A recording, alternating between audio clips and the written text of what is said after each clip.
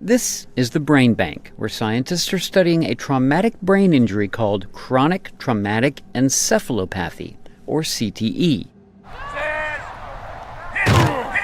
It's caused by collisions that push the brain around inside the skull.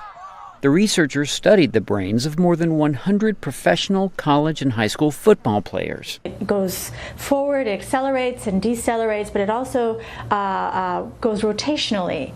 And that causes the brain inside the skull to actually elongate and stretch. And that stretching puts a lot of physical force on the individual nerve cells, especially the neurons and the axons. Every collision pulls apart the tau proteins that form a skeleton around a neuron. The more hits, the greater the damage. McKee's team found evidence of CTE in all but one of the brains of the 111 NFL players she studied, in 90% of the college players and 20% of the high school players. Under abnormal circumstances, like after trauma, when the nerve cells are damaged, when there's a force, a violent force, and then there's stretching of the nerve cell, the tau actually comes off off the skeleton. It comes off the microtubules and it starts clumping up just sort of in the bottom of the cell.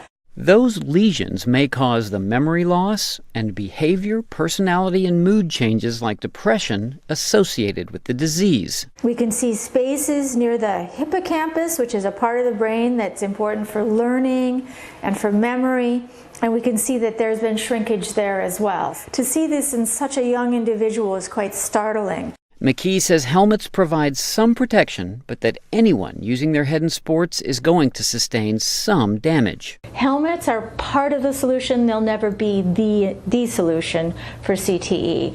They may mitigate it, they may make it less likely, but it's always going to be a risk once you have head contact. McKee and her team are now looking for ways to diagnose CTE before a player dies, and for drugs that might help treat the disease.